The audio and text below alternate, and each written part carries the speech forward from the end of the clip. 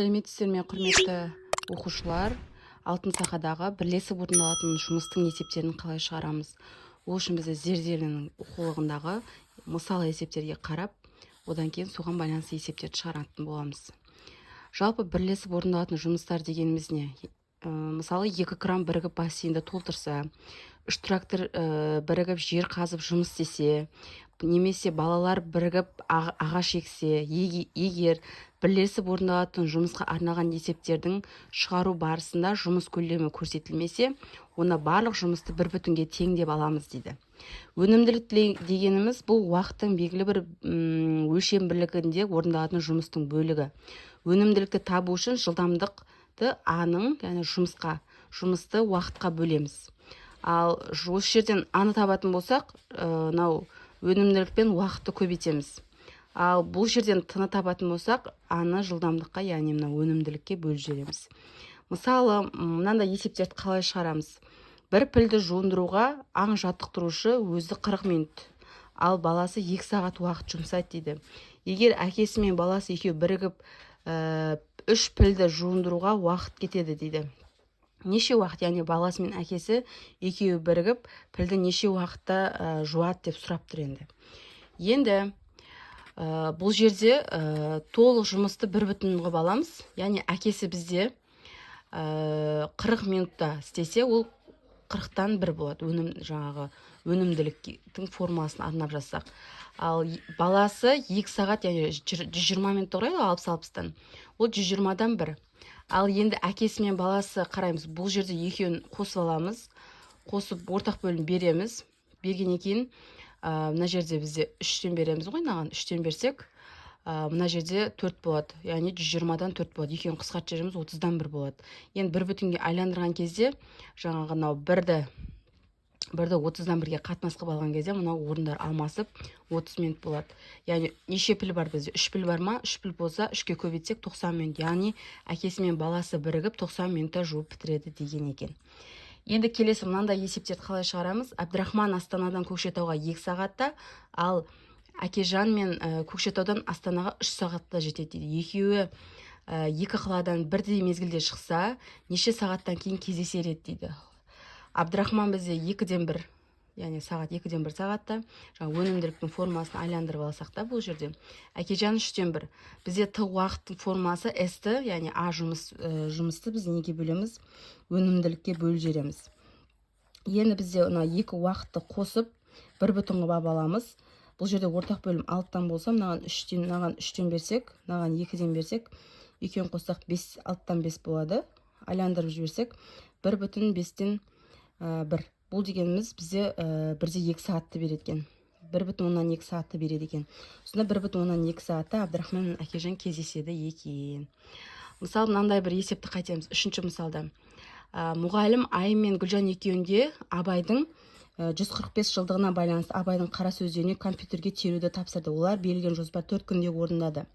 Айым өз бетімен бұл жоспарды 12 күнде орындаса, Гүлжан неше күнде орындар еді дейді. Ол үшін бірінші 4-тен 1-ге орындаған, олар берілген жұмысты екеуі бірігіп. Ал Гүлжан өзі 12-ден 1, яғни 12-ден 1 өнімділікке алып аламыз ғой, жаңа мына формаға байланысты. Енді бұл жерде мынау белгісіз болып тұр. Енді бұл жерден екеуін алсақ, ортақ бөлімнен 3-тен берсек, 12-ден 1 бұл 6-тан 1-ге тең. Өнімділік бойынша алатын болсақ, жаңағы орындарын алмастырып алсақ, 1 бүтінге келтіріп алсақ, онда мына жерде не істейміз? 6 күнді береді екен. Енді осыған байланысты мысалдарды қарастырайық. Ал балалар, мына жерде дұрыс жауапты көрсетіңдер деген жұмыстың өнімділігінің формасы бізде мынау, мынау. Жұмысты орындауға кеткен уақыт табу, яғни бізге уақыт табу үшін не істейміз? А-ны мынаған бөлеміз. Өнімділікті табудың формасы А-ны уақытқа бөлеміз, А жұмыс өнімділігін. Асқа 90 беті 5 күнде орындап бітеді. Бұл жерде яғни 90 нешеге бөлеміз? 90-ны 5-ке бөліп жібереміз. Сол кезде бізде 18 шығады.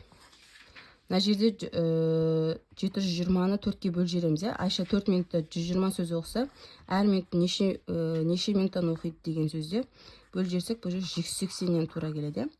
Ал бригада жолды 6 күнде жөндейді болса, ол 6-тан 1 деп жазамыз. Ал 8 сағатта жүрді десе трактор 8-ден 1 деп жаза саламыз. Енді мына жерде бізде кестені толтыр деген 48 гектарда 6 сағат деген Т уақыт тапқан кезде аны мынаған бөл жібереміз, иә. Сол кезде қанша болады? Бізде 8 болады. 8. Мына жерде аны тапқан кезде жылдамдықпен уақыт көбейтетін еді ғой формулада, сонда 24. Ал мына жерде 20 есеп болса, жылдам тапқан кезде мынаған бөл жібереміз. 20-ны 2-ге бөлсек 10 болады екен. Осылай таба береді екенсіздер. Ал оқушылар мына 4-ші жаттығуды қалай орындаймыз? Егер екі жұмысшы бірігіп жұмыс істесе, бірінші жұмысшы 1 сағатта дейді. Бірінші жұмысшы 1 сағатта 12-ден 5 бөлігін құраса дейді.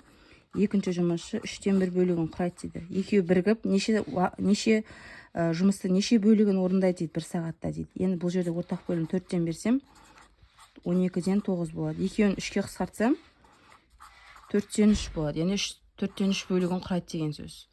Ал бірінші жұмысшы 1 сағаттық жұмыстың 8-ден 3 бөлігін құраса, екінші жұмысшы 1 сағаттық жұмыстың неше бөлігін құрайды дейді. Екеуі бірігіп 8-ден 7 бөлігін орындайды дейді. Енді бұл жерден мен x табатын болсам, балалар, x табатын болсам, 8-ден 7-ден азайтамыз, 8-ден 3-ті азайт жерем, иә, азайтсам, негіз бөлімдері 1-де болса, онда алдындағын азайта саламыз 4. Екеуін қысқарт жерсем, менде 4-ке қысқартсам, 2-ден 1-ге тең екен. 2-ден 1 бөлікті құрайды екен. Мына жерде бірінші жұмысшы 1 сағаттық жұмыстың x бөлігін орындайды дейді. Екінші жұмысы дәл сол жұмыстың 6-тан 1 бөлігін орындаса, екеуі бірігіп 18-де 3 бөлігін орындайды, 13 бөлігін орындайды дейді. Осы жерден енді бірінші жұмысшы қанша бөлігін орындайтын табу үшін 18-ден 13-ті азайтамын 6-тан 1-ден. Енді мынаған 3-тен берсем ортақ бөлім.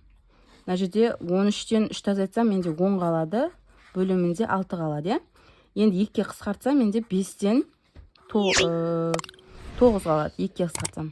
Сонда 9-дан 5 бөлігін құрайды екен, балалар.